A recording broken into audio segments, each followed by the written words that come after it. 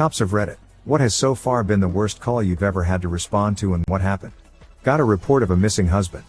He told his wife and family of 6 children that he was going to get his tires changed, but never returned, and this was 12 hours ago.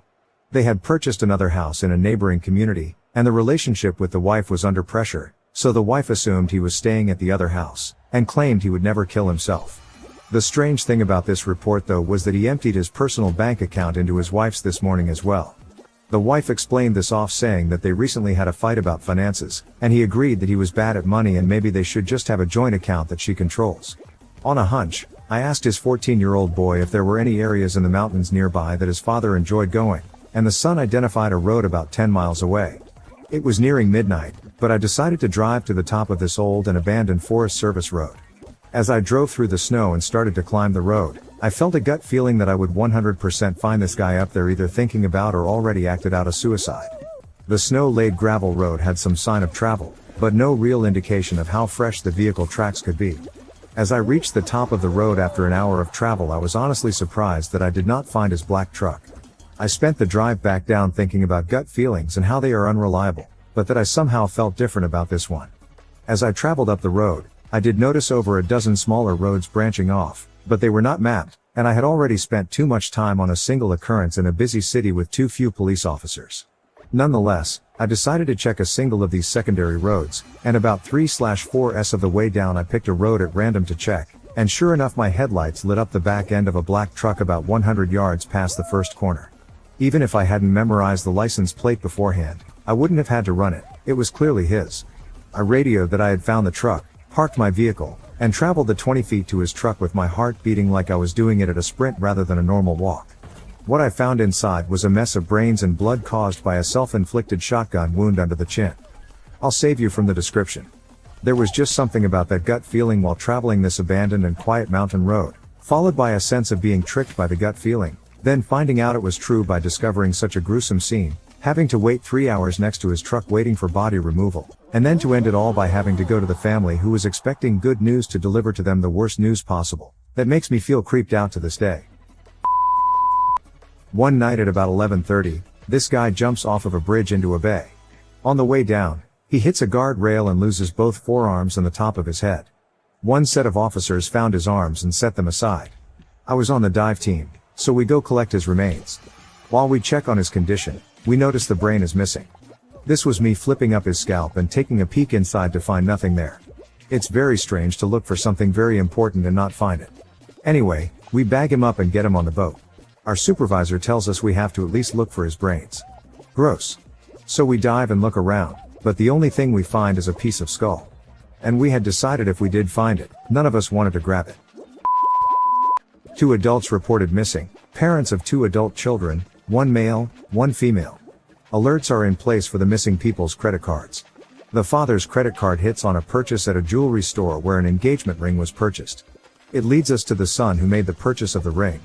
Son is questioned and confessed to killing both parents and burying them in shallow graves. The son led us to the gravesite and we began the process of recovery.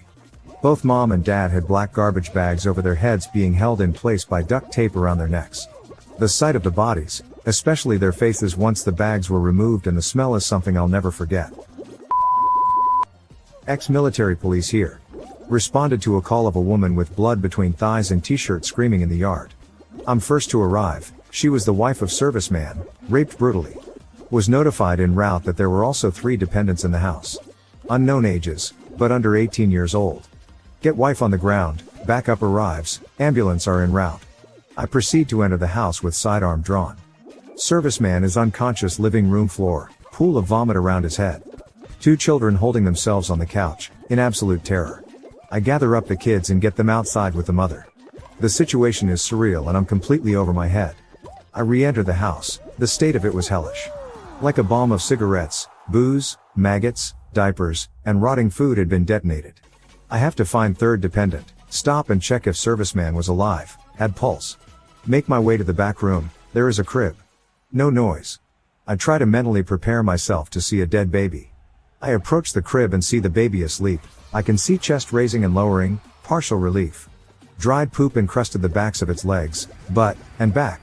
The baby had not been bathed in some time. Virtually abandoned. Ambulance is now outside, I demand someone to get the infant. The base ombudsman woman arrives, she panics. I call my supervisor, who was on leave. Told him to get to the scene as fast as possible. My aspirations of continuing a career in law enforcement after my enlistment ended right there. Grandmother's story. Retired homicide detective. Couple call police because they are missing their baby. Grandmother and partner show up to investigate the house. It's just the husband, wife, newborn and dog that reportedly live there. Husband is angry and wife is visibly shook, understandable, they are missing their child. My grandmother's partner find bits of blood near crib, as well as more blood near the dog house outside. After pressing the couple, mainly the wife, they come to find out that in a fit of rage from not getting any sleep from the baby crying, husband picks the newborn up and smacks him against the wall repeatedly until the baby stops crying. They didn't know what to do, so they fed the now bludgeoned baby to their German Shepherd. My grandma has seen some shit. I'm not a cop, but my dad just recently shared these stories with me. My grandfather was a cop in a small town in the 60s 70s. Late at night it was common for officers to pull over vehicles driving through town, especially if they didn't recognize them. He pulls over a bus load of people. He walks through and asks them where they are headed, yada yada. They were headed to California. It was Charles Manson and his group. Another story. Same grandfather, same stop, a car passing through protocol. Asked the driver where he was headed, BS'd for a while and told the guy to have a nice evening. Few towns over, guy gets pulled over again, shoots and kills the cop. Apparently he was doing this as he drove along, get pulled over and shoot the cop. When they questioned him he said he had been pulled over by my grandfather, but he was such a nice guy he didn't kill him, but he did have the gun sitting in his lap.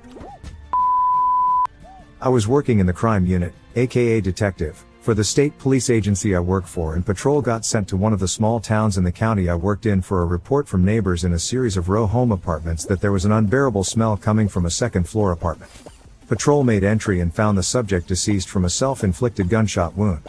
On the way there, the coroner calls me. She ran with a local EMS crew and was on scene with the first responding trooper, and said, "Bring your hazmat suit, this is a bad one." I got there and I could smell it from the street. I went upstairs, and as I passed the wave of flies I entered his bedroom.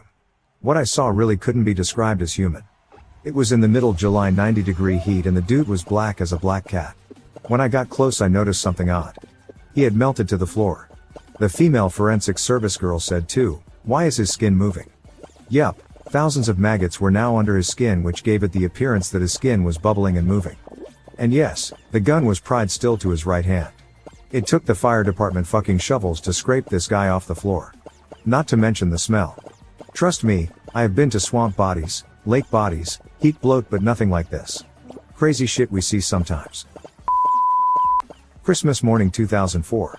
The police station received an odd call from another station 600 kilometers away, saying that a young man in his late teens had handed himself over to them, claiming that he had shot his grandmother the night before, and drove all the way to the coast, Johannesburg to Durban. I was the detective on call that day, and since there was no immediate police van in the area, me and my partner had to go check it out. When we got to the address we found a locked house with no answer. Knowing it might have been a prank call, I started walking around the house looking for an open window or some kind of evidence to support the call, not wanting to blindly break down a door based on a phone call alone. So I managed to pry open a bedroom window, and what I saw inside gives me chills still today. It happened to be the master bedroom, and there inside, looking right up at me, was a bloodied face with big, bewildered eyes. Broke down the door and found the lady in her bed, still alive. She had been shot in the head the day before by her grandson who was living with her, and somehow managed to not die and instead, just lie there helpless, her bedroom TV blaring in a foreign tongue. She was a French immigrant. The whole house reeked due to her soiling herself, and while waiting for the ambulance to arrive I used some of her perfume to spray the room so I could do my investigation, but that just made it worse. The smell of shit and perfume fused to form a smell that I would never forget. It was a common perfume, and from that day on it was hard being around anyone wearing it. It would trigger the accompanying shit smell, which in turn would conjure those eyes, pleading for help through the bedroom window. She died later that week in the hospital, and the grandson was charged with murder. He had shot her with a .22, stolen the neighbor's car and made his way to Durban. On his way there, being overcome with guilt, he decided to hand himself over. Boy, did I have an interesting story to tell the family at Christmas dinner. My cousin is a cop, and he responded to a call on Valentine's Day night. A 12-year-old girl called in to say her mother had blown her brains out in the living room. I guess her and her brother were getting ready for dinner and the mom just shot herself. He said the creepy thing about it was dinner all set up, drinks on the table, and suddenly she shot herself. Kids were sitting outside when he arrived. To this day I can't imagine Valentine's Day for them. But I know that is something that stuck with him, seeing that. Suicide is a strange thing. My grandpa was helping my cousin work on her school project. He got up for a glass of water and dropped the glass in the sink where it broke. He then proceeded to get her stuff up and take her down the street to our aunt's house, dropped her off while acting completely fine, drove back home and shot himself in his bedroom. Edit: I didn't realize this would be seen by as many as it has been. We also wondered if there was some condition he didn't tell us about. But, 2 years before he killed himself, his youngest daughter died from cancer. She was only 29 at the time. My cousin who he was helping with the project was one of the 3 kids that she left behind. I was a kid at the time, but I still remember him telling me that sometimes he'd wake up at night hearing my aunt calling his name. I think he just never figured out how to cope. I think one of you said it perfectly. It was the straw that broke the camel's back. My grandma had left town for a couple days to help her sick sister, and in that moment, something broke inside of him. The perfect opportunity was there. We lived next door, and I remember trying to break in the door because I was worried about him. His car was there, but he wouldn't answer the door or the phone. Finally, I told my dad, and he ended up kicking the door in and finding him. I think that's the part that people don't think about when they do something like that. Somebody has to find you. And it's going to fuck them up. Please, if you're reading this and you've been thinking about doing something like this, don't. I promise things can get better, even if it seems like it won't. And I promise that there is someone out there who would be crushed, devastated, who would then go through the same kind of hurt that you were feeling. Just hold on.